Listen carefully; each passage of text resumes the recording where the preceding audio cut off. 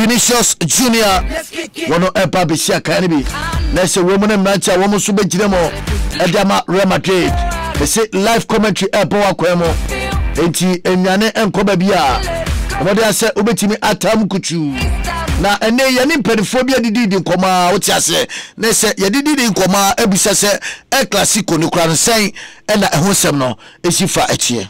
You know, say Barca de Madrid, it be war long time. We right now the way Madrid is level day no, and they down. So this one it will be all to be different thing. This time there we get Madrid, whether 0 or no 0, we they beat them. We 0 they know they again. So right now they me say if we they met them Madrid.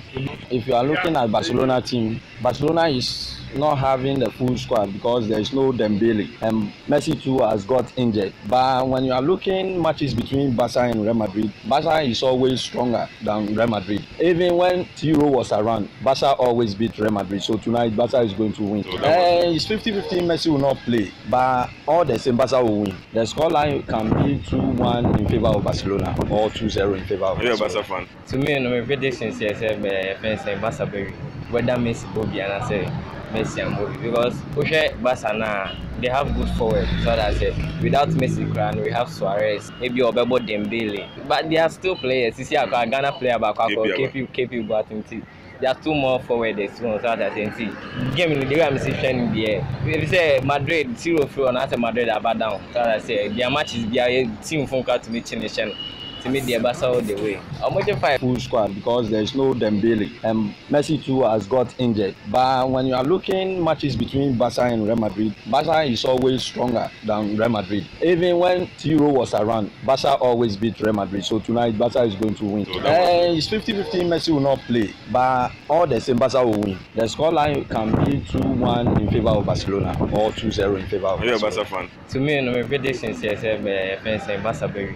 Whether Messi Bobby and I say Messi and Bobby because Barcelona they have good forward. So that's it. Without Messi, we have Suarez, maybe Obebo Dembele, but they are still players. You see, a Ghana player back, KP Boateng. There are 2 more forward. So that's it. Game in the way I'm seeing in the air. If you say Madrid 0-3 and after Madrid are back down, so that's it. Their match is their team from to meet nation. To me, the Barca all the way. I'm waiting 5 crowds, and I'm waiting 5 VPNs. I'm waiting 5. Anyway, I said that normal esifatie. I just say, oh, Ghana phobia adventure. I the El Clasico Barca no. Na my 2 baby and Chian come out. A wonderful evening, and I echo Ediamao. Yabatra so by my uncle. Only say a African Cup of Nations under 20 diano. Dia egusua ekoso na emu de ye pa Same Ghana atesi ne first defeat tournament ni mo na Jimmy Kobla ono defeat ne de na say onfanya hwe because ono acrodium ha no bobo bibire na say otu say defeat the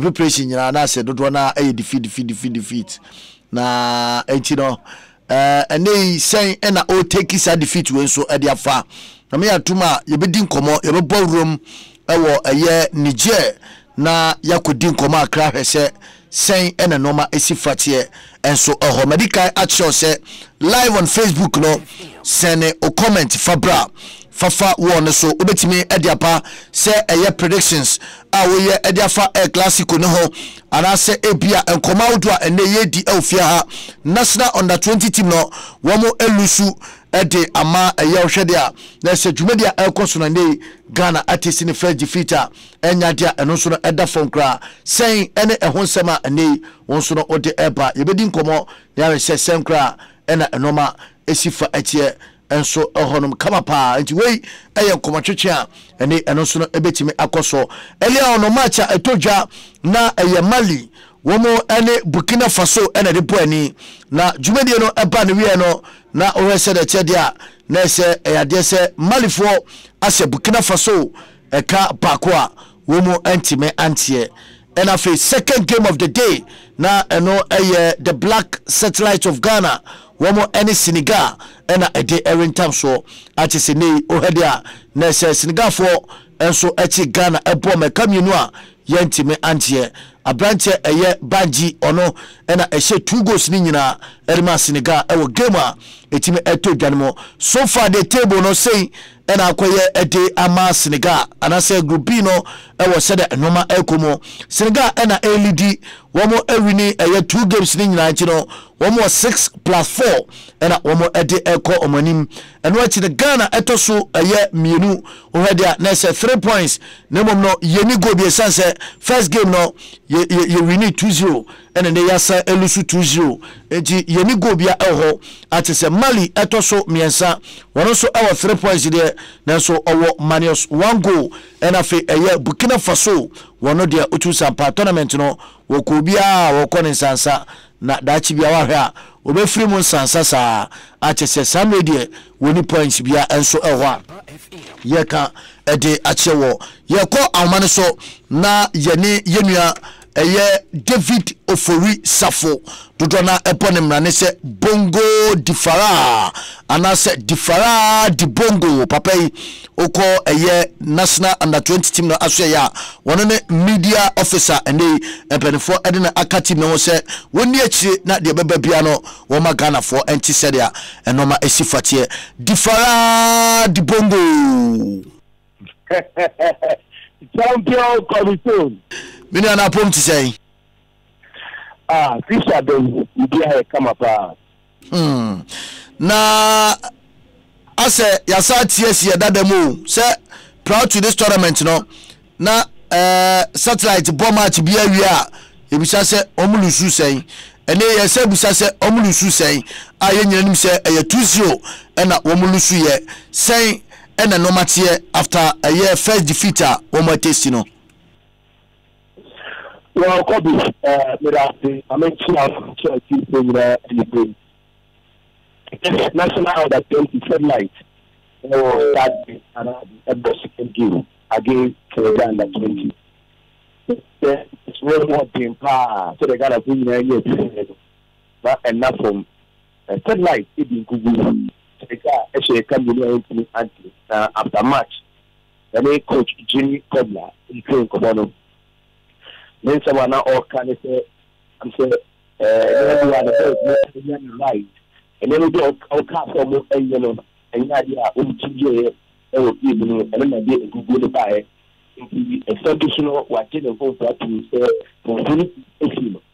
See, we're going to say, after the game against Mali on Saturday, you know, now over to me, I correction in now, I qualified for World Cup, now go also.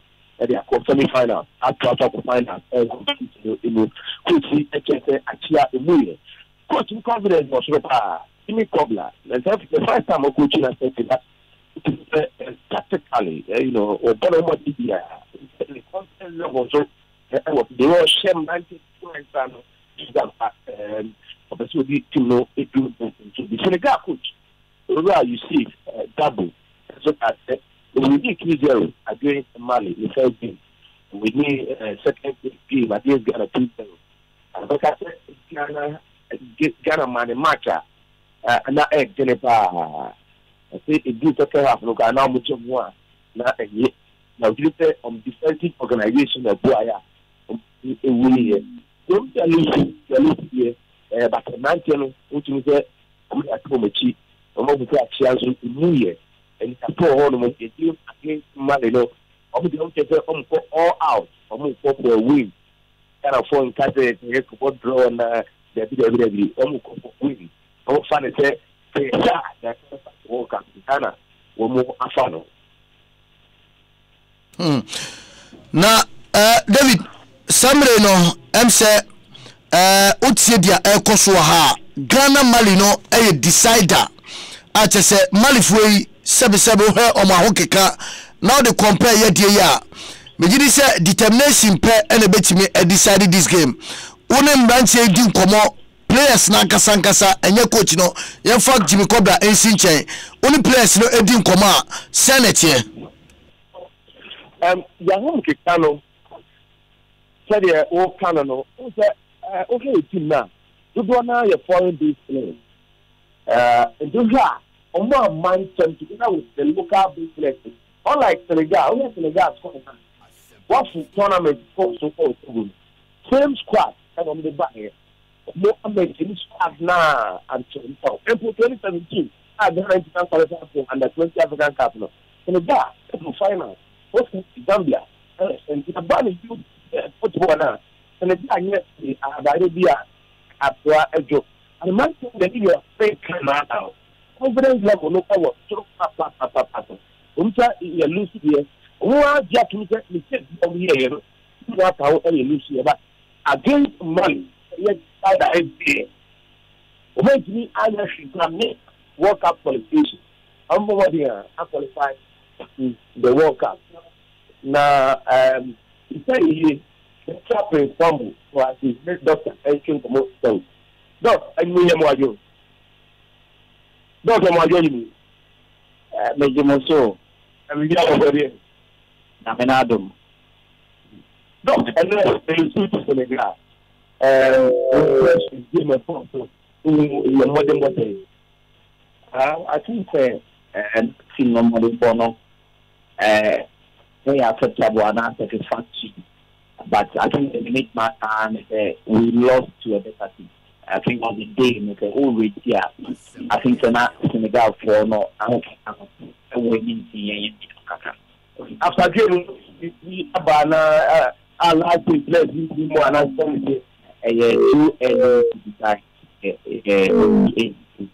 and normally the book we say quick assessment in aqua and I may have my decision the computer, but when you say PFB answer will be because of some machine being water. Your final game, one man to the game, the last game against man. I think many games, men of and the other way to more winning. I be done. Come on, for me, you know, and Bible patterns, I share fashion.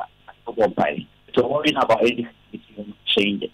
It's meaning I a bomb, and I yell so I can afford you to Mamma and saying, no, gracias. In the medical team of the year of that, of Istanbul, and I was saying that you cannot upgrade. I was so far, media. So I can't wait. I tell you, but I say, Dudwana, one man with you. Come here, I say, Abemubono, and Yaba, and the Aukain, and the better chimere. Na Mahese, Namebe Atum, na next game no Ada Bay. Saturday, Nayabono, but Bobby, my own, when I drop for him and the Ghana for Dinkomo. Oh, and we. Ghana for any fact and say who did you out? Who did you out? Like Lusuho. Yeah, what's Lusuho in the two? Who that me are winning against one from you? Only losing your friend or friend. Oh, and I told you, I just say, Yama, Yahomo Kikano. Oh, say against Burkina Faso. We are Jumani. Okay, and then I say, Eddie, I'm the Quam Hodiama or Mino.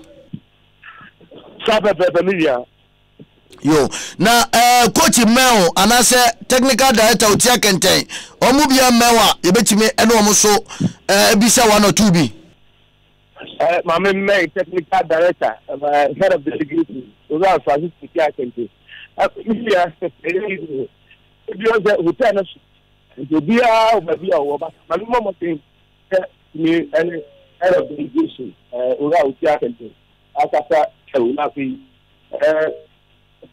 know, but that's a power. And that's all. I will tell you, but that's a power. Technical director and the man GFC, or the leader of delegation. When you get here, I mean, MYU. Asempa FM. And then, I'm like the modern bomb of the new China Uber rating for the mother. Oh, much, you know. This is but you know, we didn't say a bomb woman. And yes, you know, a new coach, Eddie Command, and branch and Nakata, up and down, a sprint in a basso. So, in some years, it's more old. Some more spread the basso. The Queen, the corner, the acting money. In the May, I do not teach a several more. I said, I'm beating up of cows. It is I didn't say about by all. Now, you have people. Now, you enter the course. This teacher, a very young question. Now, it's in a good for this. Now, then, the team qualify or man, the team alcohol cup. Why technically, also support technical team. Made you put you bomb, yes, them bomb, be a team. You know why I always feel that. And you won't go out to the Coblamo. So I won't say, you could actually, you know, you come up. Now, so I can't go to no matter go a year to Agma. It is a woman, the deal I won't say it is I now be able to she can have on the lady the coaching manager. They are born young, and as baby, I have heard reading. If we say baby, a Guya, I could you grandpa, it will just a home was a year to process our pa. It is the area that one, you go to her. You more, you can't see more. Maybe Sagana for social media. I'm saying, who are technical. How made you much in Cobbler? I said, Jimmy, when you were more experienced with your home, and now more yet to a man of command, Jimmy Cobbler. I know we are not. We children, in a man, could not check him. So long as they want that. Now, coaching, you'll be the you share your client and no one mentioned that candidate that you have a big man at some families. Even after blood, now to be your mind are calling and when it is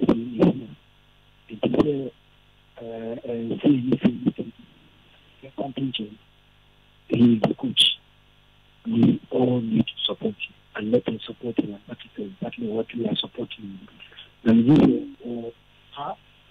the Payano is here to the different influence need to work. And yes, I believe anything can support him.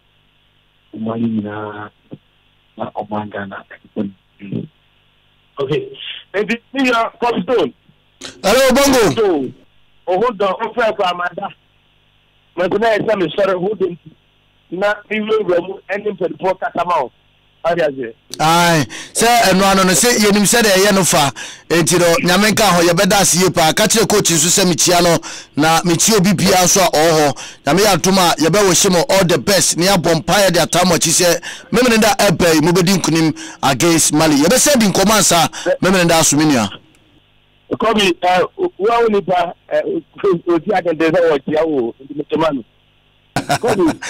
Cochito. I said, Bongo, I had you managing now, wanted on us, and maybe I come up. Okay. You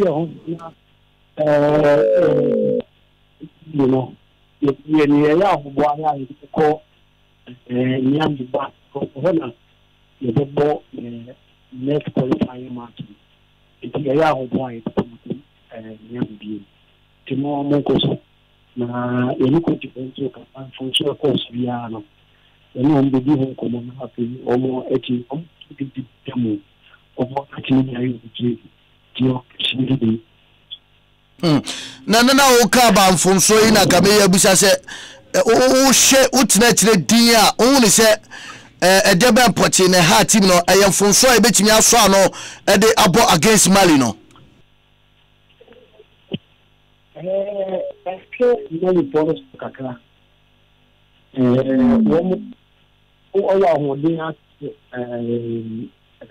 informal, without formal. And didn't say so most person so qualify very much the better to say knockout in the who and but coach for the beginning comes. I have to say, you practice so educated for 3 days. Maybe in your first match, how many Nakoya Korean? The second match is so and the content capacity crashing. And so almost the sound the area who was coaching. Or at the end of the comparison here. I feel like I'm looking at Dr. Anosaka, almost Wakaka. A black crack at the Berman next month. Nothing let you go home. Saturday. It is here. I think I'm going to cheap. Now, sorry. Coach Yamada Munyina say any Mramodiama, Yamekam Hona, Eche Bessa Edin Komobi, Madame Siepa. Echide say Yabeda Yemianoma and they one more Epiumo Ewo Eye Niger, Nese Bongo Difara, David Oforisafo, and I'll say Yanine Edin Komande or play a year coach Unyameba Oti Akenten, technical director. And I say, and they oko ad hoc committees now. Where your member Edma a technical committee no, and I or no a company for one copy wa, which is a Yanino Edin Komo.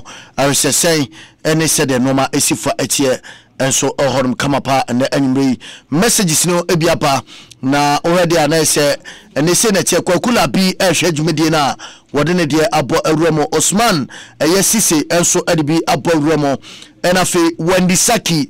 And so ene de aba womunyina ehwadwumedie no afi bonsu osai enso edibi aboremu Frederick Ansa Kisiedu enso de aba ose Massa Fabulous always the best na se ono de a wode abo awuram no so menkai se yaka Fabulous wasem ene anwumre Labista Asian Foster so de aba ono so ene de aba otumi se womunyina ehwadwumedie no ose bibia edidedi sesia enso eho enafi nana kwabna inti eye ajiman or say yes Asempa Sports good work every day I watch you na say ono so there what the ever and so no or say or the free eye Jordan and Montin so and the what the message no and so if ever Gaddafi atebubu share sanso and a coach Adate Opele Boating Kotito, a wonderful evening, and a encore and Famao. Gaddafi Diaba, or say my man Kobe Stone, watch you live from a year at Tebubu, and also a Diaba, and I feel Daniel a year Jabba and Sudaba, was say watch you live from East Legon, also a dia what they aborum no. William Obey Asante, or say Obey Madrid, or say your friend Obey, no Madrid will win by 3-1.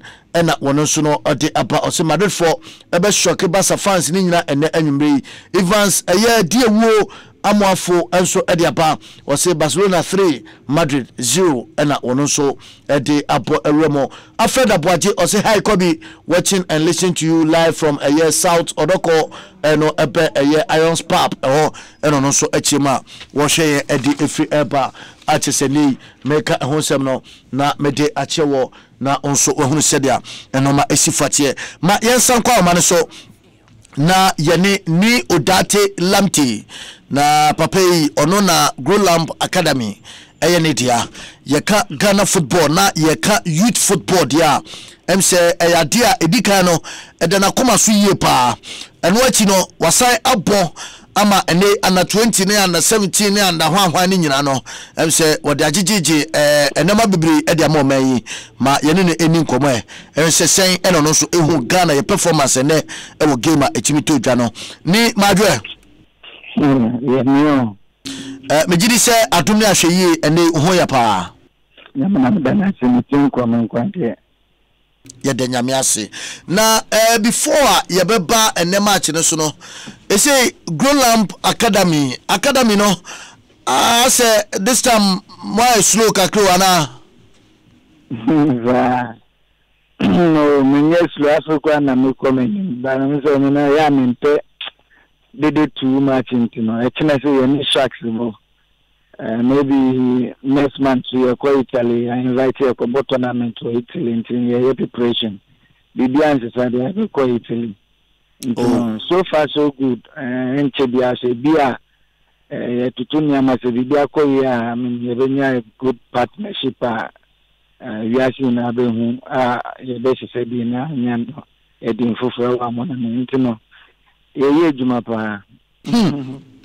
Na every time I meet Grolamp Academy ene de wadaroma boy nkomo kakra botaye na etachire ne eye titeton anase mo boa na dachi bia no sede a yenya fete fenot boy ya bedu baby ya behu wom se West African Football Academy a omo bo Premier League bi no sa na Grolamp ni swade hu na ti ana Kobe media to be honest with you say bia me boaba Premier there for now. Football no you can never say never in football. But me dey me buta no. Me buta pa da me no say maybe opportunity ama boys the young one me feel say your experience na nim dey me wo bom no. Esopa was say me sumetumi dey ma. No ntina me tia academy no until one my vision is to groom these boys and give them to either local teams and I say outside. Musician, I mean, Americano. 6 years, 7 years, the players are my producer. You can mention them, Kwame Kisito, them, Mohamed Berima. And what they share under 22 goals, I am a quarter. I'm Wafa, in the second season. And, I'm said there are better ones also here. Still, I'm ready to give them out. And, and the two Sebio minimum facility idea in Ghana this year, which I'm able to put down maybe 3 facilities, football pitch, standard things to maybe daha. You should the pre-season, the bomb match, accommodation. The damage damage well, make us 60% mean, but there's more ahead. I was saying. Ni we ye be monitor MC na say me na say matwe me ho kakra free team no ho ese me mom na me ben esanse say chese akoko a oben oni no on na wi abebesere nje say me timi ben omo na de bia menya more info about Grolamp Academy ye beda wase say watimi akra fa no ma ho de amaye but then under 20 performance no general me gidi say ye din trade ye obi abeka say enye but technical aspect na uhu ne say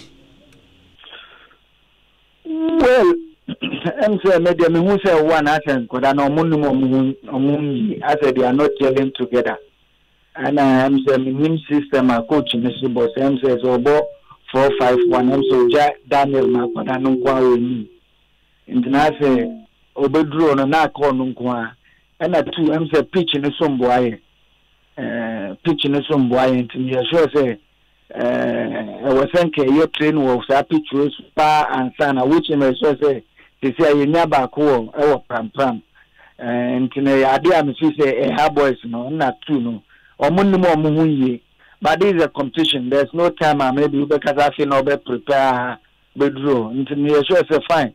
We won our first match. We lost today. I mean, we better focus. We say maybe against Mali, no. We should be able to get a draw and win so that we can qualify. And this is no, sir. Team la oka so munni mo hono. Papa di kai campo players na actually wasi da bi moda monko na memfa bogasi mra na akoba se omunni mo hui. Na onim se ye team no ehia cohesion omo hia se teamwork no be ya adwuma sa ye the right tournament mu ana is it sometimes I na on ben team na on ben coaches na sometimes judging and as accusing them a bit difficult kakra. Maybe if he's a bit of this idea we are to for name no money to me mano.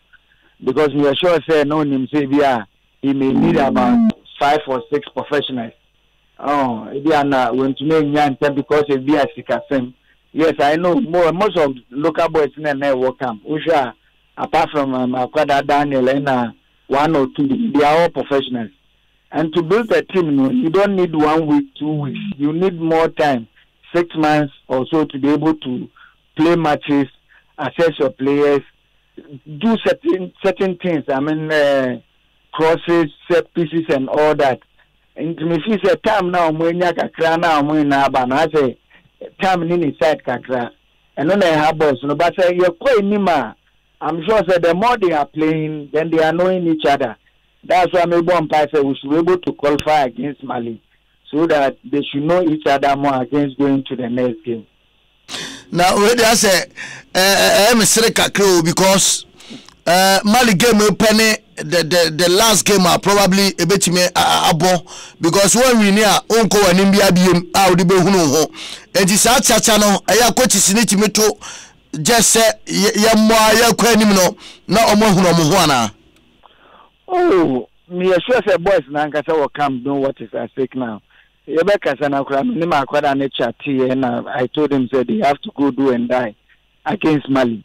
And you're sure so Muslim and so you call World Cup and I said, but that boys name no. Most of them are professionals. You know, playing a national team is a plus.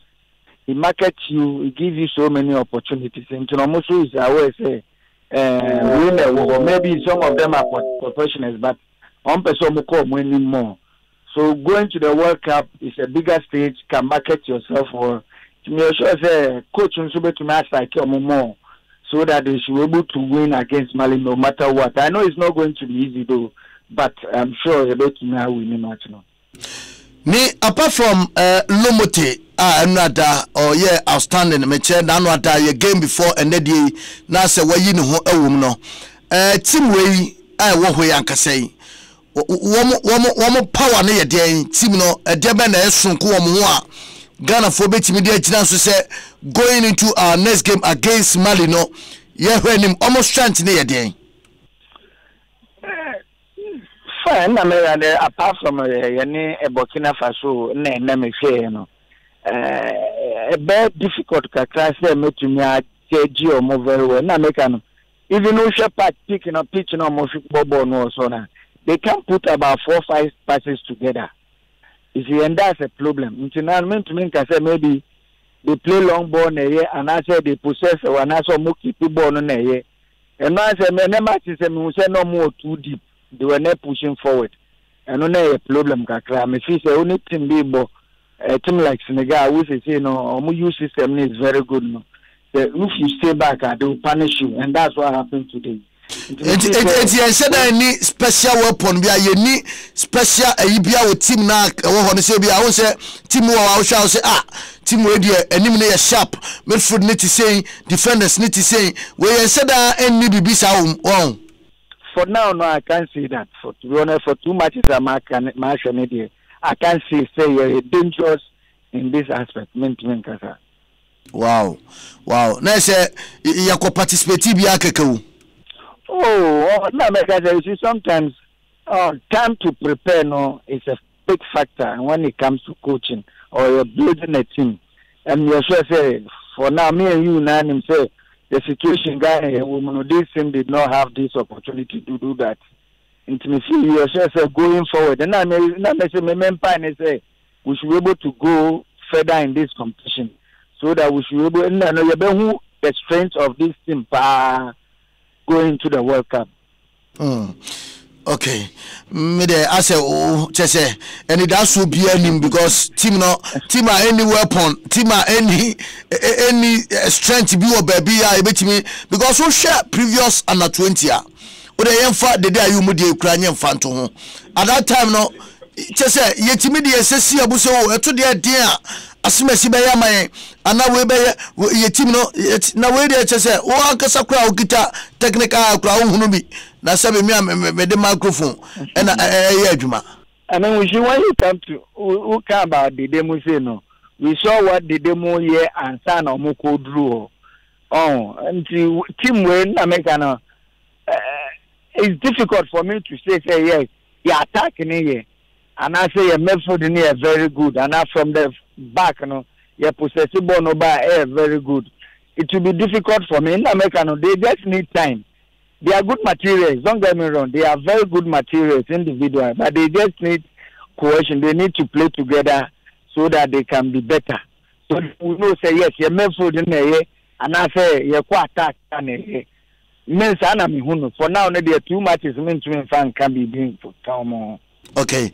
Against Mali Saturday, Jena coach ninye, Jabena players ninye, Jabena ese Team Ghana nakasa ya yebitimi de nya sa 3 points no e de akoyanim. Well, me feel say also mo ku na make no coach no is experienced enough to know what is happening now. And me feel say almost o ma kuma so ade so mbema Ghana ball aba from kakra no. We ye niama e betumi amba ye ball na akonsoro ntino winning against Mali no matter what no is a key. You know, on Saturday, and I'm sure they should be able to talk to the boys, psych them up, and then make sure that at the end of the on Saturday, we'll win the match. Ni odatelamte ene yebeda se ambrase kwanso one atwetwe nkomo e wo Sports Night live on Asempa 94.7 FM. Minim so bibia odijaya. Oh, me da mas. Okay. Me da se na se owura odatelamte e na ote ne nka no se wono so ede ne de eba ewo under 20 team no asoye nti ene na se yeguso e konkoden akuyanim team ne de kamia se obia se da eni areshem ewom because uti interview two amaye nyina from technical director of Ghana Football Association uti akenten entimi ankyere special weapon bia team ne kita afi ni odatelamte e ba na youth football wono so no enimde otise wokase even Daniel Lomote ya was goals no edema o man Ghana our first game no no oyeneba ono ana atete na de na matim bia ene wosi aka wom omanyina ase ene da so se wumpa de em se da chi bia chi se Eric na ya de no akoka team na ho na wetimi akopia so akama na ya hese de no ma ebesi fa ko kombi ade aba o se o hweye ade free eye combat ohedia na se okay ono so de ne de aboremo na Emmanuel Tago Sterling enso de about say Barcelona 8 Real Madrid 1 na wodiapa some that enso de about say watching live from Rio de Janeiro na se Brazil and yenuano ewo Roro so ehweyen ede free Connecticut and also Adiaba and afi or say faculty and so the abase Kobe Stone or Hedumedian live or then the abase Barcelona 4 Real Madrid 0 and also Adiaba or say shout out to Eric Esie Dupueti Kejua and also Adiafa Facebook and they what the Romo Kama Yao Yabua Etis Adiaba or say Kobe fantastic job watching live from capital of Spain Nese Madrid and na ono so ediapa na wajiri se ene Barcelona ebe win 3-1 and ono so edi abose nchia enkoma figo afi Amoa Steven sanso and all the guys are omo ewo Spain osinchia and enko enfamao and afi Ras General enso di biapa bomode ase obe join jumedie no na ye the live commentary ne bro said am di kaka no ene baby a free air no aburo wadwene ne onti ase so a commentary ne de beba sanse Eric Esedu Buadi ene ne watena se na wode de aka enso eba beto so e de amawo yemfa nda se ne biem yemfa ma betway wom de jackpot no apa na onim se betway nko a ena emu akwanja amende live commentary dia ebei obetime ede ho asem unya twa nko ade amasa obeti tutu nana dwi se otobu ase na unya twa betway nko ade amasa you go chop brutal enya dia eno so no eda from kra enso ho fanase ni